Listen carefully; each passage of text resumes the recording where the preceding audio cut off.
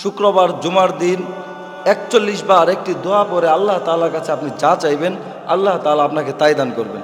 প্রিয় ভাই ও বোনেরা, আমরা সকলেই অনেক কিছুই আল্লাহ তাআলার কাছে চাই, কিন্তু আমাদের সব কিছুই আল্লাহ তাআলার কাছে কবুল হয় না, বা আমাদের দোয়াগুলো আল্লাহ তাআলা কবুল করে নেন না।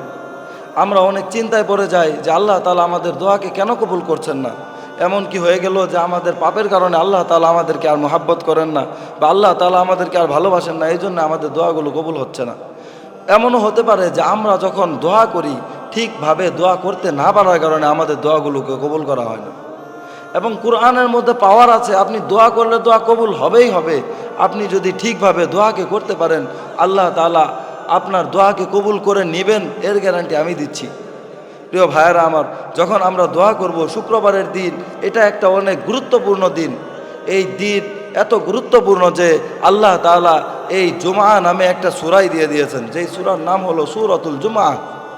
এই জন্য প্রিয় ভাই আমার, আমরা যদি জুমার দিন দোয়া করতে পারি আল্লাহ তাআলা অবশ্যই দোয়াকে কবুল করবেন। আল্লাহ তাআলা পবিত্র কোরআনের মধ্যে বলেন, ওয়ানুনাজ্জিলু মিনাল কুরআনি মা হুয়া শিফা ওয়া রাহমাতুল লিল মুমিনিন ওয়া লা ইয়াজিদুয যালিমিনা ইল্লা খাসারা।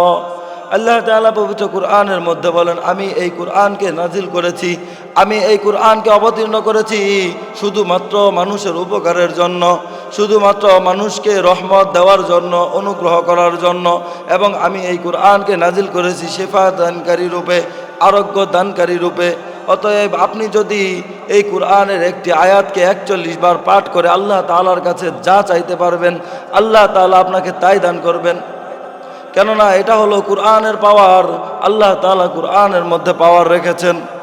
এই জন্য প্রিয় ভাই আমার, আপনি যদি শুক্রবারের দিন একটি দোয়া ৪১ বার শুধুমাত্র পাঠ করতে হবে, সেই দোয়াটি হলো হাসবুনাল্লাহু ওয়া নি'মাল ওয়াকিল নি'মাল মাওলা ওয়া নি'মান নাসির।